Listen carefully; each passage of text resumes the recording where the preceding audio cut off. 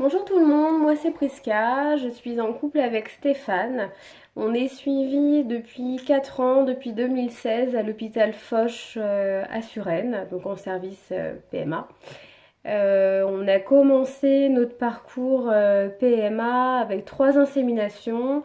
À ce moment-là, on ne savait pas trop ce qui bloquait sur le fait de ne pas réussir à avoir un enfant naturellement.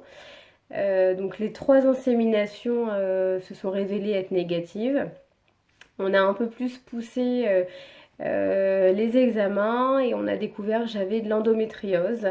Et aussi à côté de ça, une capacité ovarienne qui commençait vraiment à être plutôt faiblarde pour mon âge. Donc là, on nous a préconisé de passer en FIV, où du coup il y aurait de meilleurs résultats. Donc chose qu'on a faite avec une première ponction en juillet dernier, donc juillet 2019. Malheureusement, cette ponction nous a apporté 0 embryon. Donc là, ça a été la première grosse douche froide. À ce moment-là, on nous a dit que de faire une FIV ICSI nous aiderait certainement. Donc la deuxième ponction pour une FIV ICSI a eu lieu en octobre dernier, octobre 2019. Et là, on a eu 3 embryons. Donc on était très contents. Donc 2 J6 et un J5. J'ai eu le transfert de ce J5 le 16 décembre dernier où je suis tombée enceinte. Donc là, on était plus qu'heureux, bien évidemment. Malheureusement, le 27 janvier dernier, j'ai fait une fausse couche. Donc bah là, pour le coup, c'était vraiment très très dur pour nous.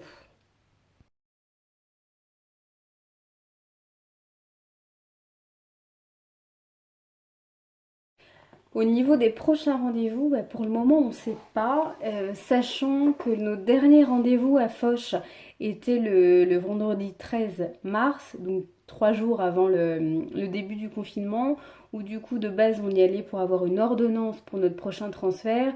On nous a surtout dit que bah, il n'y aurait pas de protocole prochainement, que tout était fermé. Donc là, ça a été une grosse douche froide pour nous parce que, bah, comme on le sait tous, c'est déjà des parcours très longs. Donc des fois, on a des coups de mou. Là, c'était notre cas avec la fausse couche. Donc maintenant qu'on était de nouveau d'attaque, là, on nous dit non, c'est mort parce que on ferme pendant X temps. Donc c'était assez compliqué à encaisser, d'autant plus que bah, du coup, à cause de la fausse couche, je dois refaire à nouveau une hystéroscopie, donc bah, ce qui va repousser encore plus les choses parce qu'il faut déjà que j'obtienne un rendez-vous pour ça lors de la réouverture du service. Donc voilà, c'était vraiment très dur à entendre. Mais bon, de toute façon, pas trop le choix.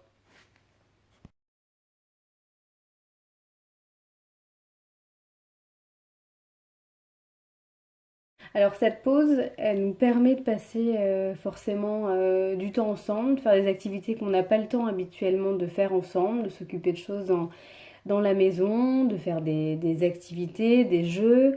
Personnellement, j'essaye de lire, de faire du sport un peu tous les jours, de prendre plus de temps à cuisiner, donc des plats aussi plus équilibrés, ce qui n'est pas néfaste parce qu'on sait toutes, quasiment toutes, qu'on prend du poids lors des protocoles. Donc là, j'utilise ce temps justement pour perdre quelques kilos que j'ai pu prendre avec les traitements. Et ça marche plutôt bien, donc, donc je suis contente. Mais du coup, je me sens mieux dans mon corps, donc dans ma tête. Donc je me dis que pour le prochain protocole, je serai encore plus d'attaque, dans de bonnes conditions pour reprendre tout ça.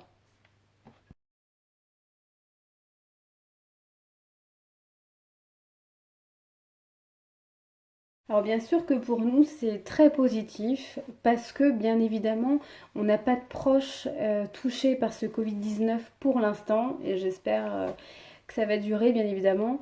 Donc on peut pas se plaindre d'avoir du temps pour nous, on peut pas se plaindre de jouer toute la journée, de prendre le soleil dans notre jardin, de prendre soin de soi.